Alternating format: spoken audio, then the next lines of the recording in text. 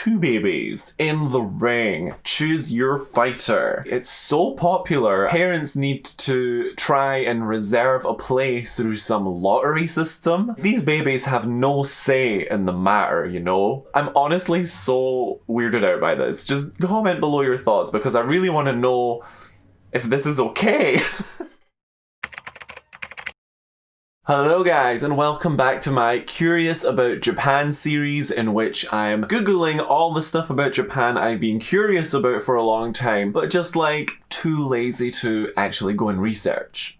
If there's anything that you want me to research in my next batch of videos for this series, be sure to comment below. This week I'm going to be talking about the Nakizumo Crying Baby Festival. I became curious about this around this time last year when I was in Kyoto for an umeshu festival of all things, and in one of them there was loads of pictures around of people holding crying babies, and I was just like, what the hell is this? Very, very confused and curious. Did I Google it though? I did not. I was too lazy. But here I am, I've Googled it now, I've researched, and I will share with you my findings. So basically, the way this festival works, the main event anyway, which is the focus of what we're going to talk about, is a contest between two babies in the ring. Choose your fighter.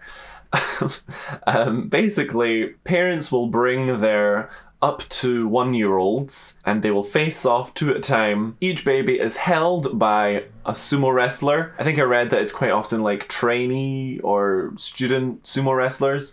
And maybe like held and jostled slightly a little bit, whatever, while a referee basically taunts, annoys, and scares the shit out of them until one of them starts to cry.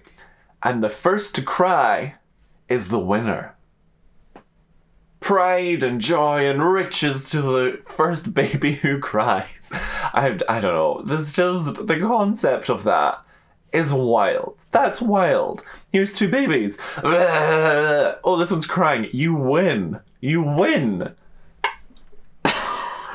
Oh, also, if the babies start crying at the same time, the baby that cries the loudest and the hardest will be the winner. So actually, this celebration can be dated back about 400 years by being based on an old Japanese belief from that time called Nakuko wa Sodatsu. Nakuko wa Sodatsu, which roughly translates, I believe, to crying babies grow. The cultural belief that crying babies will grow up to be stronger and healthier, and it's also believed that crying babies can ward off evil spirits. Or it was believed anyway at that time. From what I can see though, that's not when this festival started though.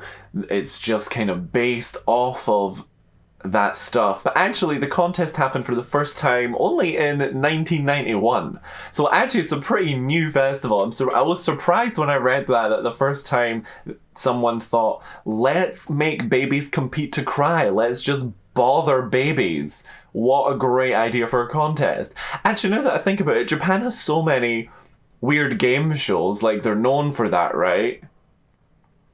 So this kind of makes sense.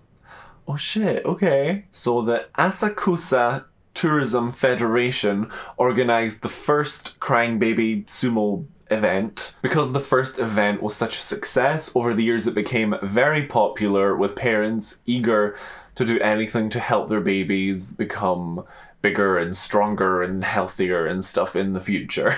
So that's the origins. Today, the biggest event each year takes place at Asakusa's Sensoji Temple, but it also takes part in other places in Japan. But actually, it's so popular, I found out, that parents need to try and reserve a place for their baby in advance through some lottery system, which in itself is so wild to me. And this part made me laugh when I was reading it. That said, only about 100 lucky babies will get to participate in the event each year. And it's filled with a big audience usually, apparently. Lots of tourists will go as well. And I mean, I'm kind of curious. I would want to watch that. I don't even know what to say to that. Like, that's wild. Oh, we need to enter this lottery. We really want to win a chance to have a stranger trying to make her baby cry.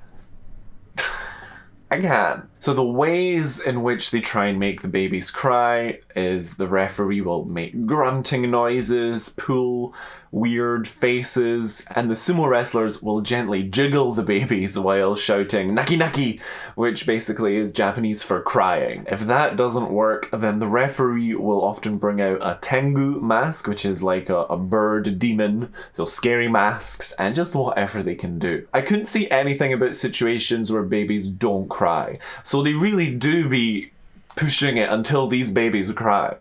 So like, what are my thoughts on that now? Because I know it's all fun and games, but like these babies have no say in the matter, you know? So it just seems a bit cruel. And they're not being genuinely hurt, like physically or anything.